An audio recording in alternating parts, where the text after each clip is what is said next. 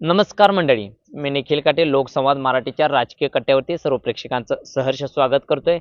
मंडळी, सांगोला तालुक्यामध्ये जिल्हा परिषद आणि पंचायत समितीचं जे काही वादळ आहे ते पेटलेलं आपण बघितलं आणि याच अनुषंगाने ज्या काही उमेदवारी होत्या ते जाहीर होताना देखील आपल्याला बघायला मिळत आहेत.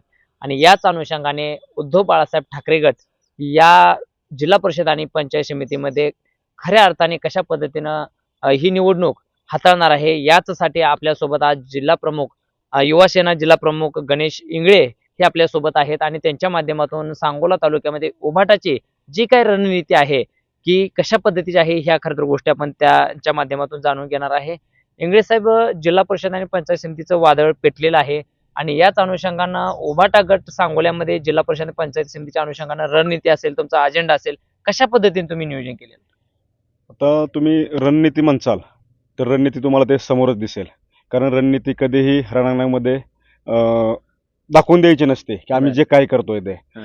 परंतु तुम्हाला मी एक सांगू इच्छितो की आगामी आता जी 16 तारखेला जे फॉर्म भरायला चालू होणार आहे, उद्याच्याला होणार आहे. उद्याच्याला 16 तारखेला जे फॉर्म भरायला चालू होणार आहे, याच्यामध्ये उबाटा गट उबाटा गट हा 7 जिल्हा परिषद आणि 14 पंचायत समिती हे स्वबळावरती स्वतःच्या ताकदीवरती आम्ही तिथे लढवणार आहोत.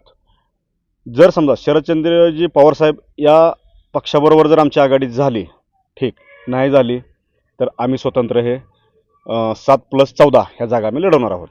मग त्यामध्ये जर प्रामुख्यानं बघितलं तर विधानसभेनंतर उद्धव बाळासाहेब ठाकरे गट जो होता तो आपल्या कुठेतरी शांत अवस्थेत असलेला बघायला मिळालं होतं. मग ह्यावर कशा पद्धतीने तुम्ही रणनीती आखणार आहे आता सध्याला? शांत म्हणताच येणार नाही. कारण ज्यावेळेस तुम्ही बघा, ज्यावेळेस मार्केट कमिटीचं इलेक्शन लागलं त्यावेळेस ह्या नेते मंडळींनी, आजपर्यंत तुम्ही बघताय सांगोल्यामध्ये नेते मंडळी हे कार्यकर्त्यांना सतरंजीचा उचलायला लावतात. बरोबर. परंतु उभाटा एक असा पक्ष आहे, उद्धव ठाकरेंचा, बाळासाहेब ठाकरेंचा असा एक पक्ष आहे की कार्यकर्त्याचा तिथं नेता बनवला जातो. ठीक आहे, गद्दारासारखे काय तिथं एखादा गद्दार असेल ते सगळीकडेच असतात, थोडेफार होतात, परंतु कार्यकर्त्यांना न्याय द्यायचा हे फक्त उद्धव साहेबच देऊ शकतात. आम्ही मार्केट कमिटीला, ह्या सर्व लोकांनी मार्केट कमिटीला युती केली आणि मार्केट कमिटी लढवली. आम्ही कार्यकर्ते घेऊन मार्केट कमिटी लढवली. आम्ही ताकदीनिशी तिथं उतरलो. तुम्ही बघितलं आम्ही किती मतदान घेतलं इथं, थोड्या दिवसामध्ये का असेना, परंतु आम्ही तयारी करून लढलो. त्याच्यानंतर तुम्ही बघताय विधानसभा असेल, विधानसभेला सांगोला असेल किंवा सोलापूर जिल्हा असेल, उबाटा तिथं काहीच नाही, उबाटा सर्व संपला. आम्ही तिथं 50,000 मतं घेऊन दाखवली. तुम्ही म्हणता कार्यकर्ते शांत आहेत, आमचे कार्यकर्ते कसे शांत असतील? ठीक आहे, तुम्ही परवा बघताय की प्रस्थापितांच्या, ठीक आहे, ते आघाडीत जरी आमच्याबरोबर असले तरी आम्ही इलेक्शनच्या टायमाला आघाडी, मैत्रीच्या टायमाला मैत्री, पक्षाच्या टायमाला पक्ष.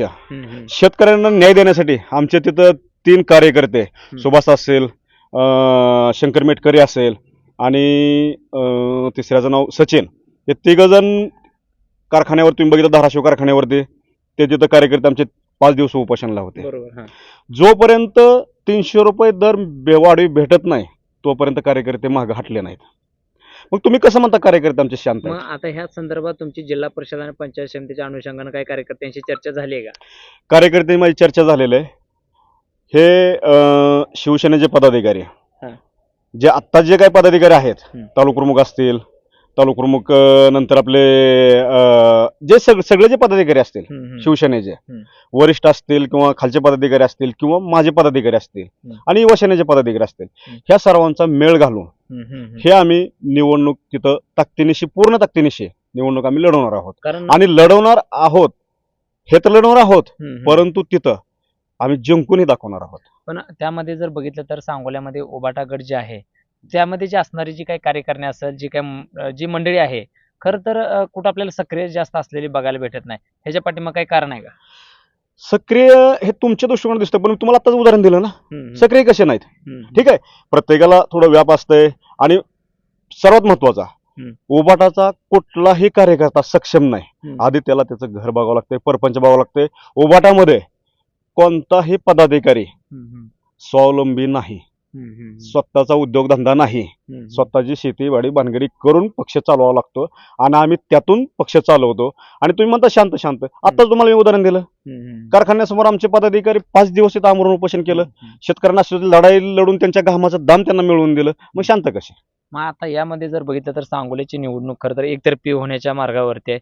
मग तुम्ही कशा पद्धतीने तिथं लीड घेणार आहे किंवा कशा पद्धतीने तिथे सक्रिय राहणार आहे? एकतर्फी म्हणू शकत नाही. ज्या वेळेस उद्धव ठाकरेंचा पक्ष निवडणुकीमध्ये उतरतो त्यावेळेस समोरच्याला घाम फोडतो. मार्केट कमिटीचं इलेक्शन घ्या, त्यावेळेस तुम्ही बघितलंय. आमदारकी आज मला सांगा, वारंवार मी त्यांचं नाव घेणार नाही, नाव त्यांचं मी घेणार नाही.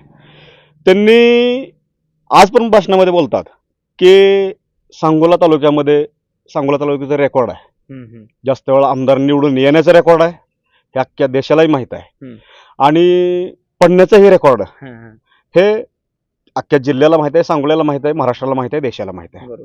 आणि स्वतः ते पण बोलतात की मी एवढ्या वेळा पडलो, पण तुम्हाला निवडून कोणी दिलं? फक्त ठाकरेंनी दिलं. हे ठाकरे ब्रँड आहे. हे तर कुठलाही कार्यकर्ता येऊ द्या, हे तर हे निवडून जाणार. कुठलाही सामान्य, मी तुम्हाला मगाशी म्हटलं की ठाकरे हे पदाधिकारी किंवा नेता बनवायचं हे ब्रँड आहे, फॅक्टरी आहे. त्याच्यामुळं आता पण ह्या जिल्हा परिषदेमध्ये मी म्हणत नाही की बाबा 7 आमचे जिल्हा परिषद गट आहेत आणि 14 आहेत, 7 निवडून येतील आणि जिल्हा परिषद 14 येतील हे म्हणत नाही, परंतु निवडून येणार आणि आणणार. पण यामध्ये जर बघितलं तर दीपक आबा असतील, शहाजी बापू असतील आणि भारतीय जनता पार्टी यांची ऑलरेडी युती झाली, जे काय भारतीय जनता पार्टीच्या कार्यकर्त्यांनी काल गौप्यस्फोट केलेले लोकसमाज मराठीच्याच कट्ट्यावरती. आणि याबरोबर जर बघितलं नगरपालिकेचं जे चित्र होतं ते वेगळं चित्र आपल्याला सांगोल्यामध्ये बघायला मिळालं. त्यामुळं उबाटाला विचारात घेतील नाही घेतील हे माहित नाही, पण तुमची जी काही रणनीती शेवटच्या क्षणापर्यंत असणार आहे, ही निवडणूक लढवणारच का? हे आम्ही निवडणूक लढवणारच 100% म्हणजे 100% आम्ही निवडणूक लढवणार. ठीक आहे. जनतेने हे निवडणूक हातात घेतल्यानंतर हे काय होतं हे तुम्हालाही माहित आहे. आता तुम्ही म्हणताय, मला माहित नाही, तुम्ही म्हणताय की सांगोल्याची निवडणूक जे हे बिनोद व्हायच्या मार्गावरती, हे कोण करताय? पुढारी करतायत. यांनी कार्यकर्त्यांना विचारलं, त्यांच्या पदाधिकाऱ्यांना विचारलं, कोणालाही विचारलं नाही. ज्या वेळेस ह्यांचे जे पदाधिकारी असतील, कार्यकर्ते असतील, आमच्याबरोबर ओपनली येणार नाहीत, आलं तरी त्यांचं स्वागत आहे, आम्ही त्यांचं स्वागत करू. आम्हाला ऍडजस्टमेंटनी जर त्यांना ऍडजस्टमेंट करता आलं, उमेदवारी देऊ त्यांना.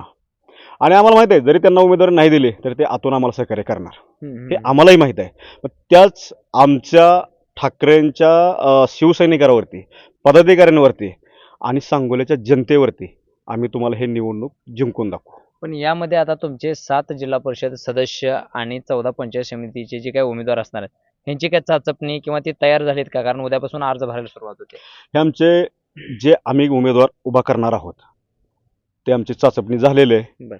उमेदवार आम्ही ठरवलेले आहेत, काय मागे पुढे होतील. कारण कसं आहे, सर्वांना आम्ही न्याय देऊ शकत नाही, परंतु निवडणूक लढवणार आम्ही. मग यामध्ये जर प्रामुख्यानं बघितलं तर जे तुमचे कार्यकर्ते आहेत ते चर्चा करून तुम्ही सक्रिय पद्धतीने उतरणार आहे, ह्या संदर्भात काय चर्चा झाली का त्यांची? 100% चर्चा झालेली आहे. काय झाली त्यांची चर्चा? ही मी तुम्हाला हे माध्यम नाही सांगण्याचं, अंतस्थ काही गोष्टी असतात त्याच्यामुळं हे काय सांगू शकत नाही, परंतु चर्चा झालेली आहे. ह्याच्यामध्ये सूर्यकांत नाना घाडगे असतील, सुभाष भोसले असेल, शंकर मेटकरे असेल, भारत नाना गवळे असतील, आपले तालुका प्रमुख अरविंद पाटील असतील, ही जी काय नेते मंडळी असतील, तुषार असेल, नंतर तुषार इंगळे असेल, नंतर कमरुद्दीन खतीब असतील, जे आणखीन बरेच काय पदाधिकारी आहेत, त्यांची आमची सर्वांची चर्चा झालेली आहे. सध्या नसलेली दिसतात ही सगळी मंडळी. मी तुम्हाला आधीच काय बोललो, आमचा कोणताही पदाधिकारी स्वतःच्या पायावर सक्षम नाही. आधी आमचं घर बघावं लागतंय. घर बघून, घर म्हणजे काय, बाकीचे जे काही इतर मला काय बोलायचं नाही, बोलता येतं पण मला बोलायचं नाही. आम्हाला आमचं कुटुंब बघून बाकीच्या गोष्टी कराव्या लागतात. आम्ही जर सक्षम असते, आमच्या पुढं आमचे पदाधिकारी जर सक्षम असते तर रोज 24 तास जनते सेवेमध्ये आले असते.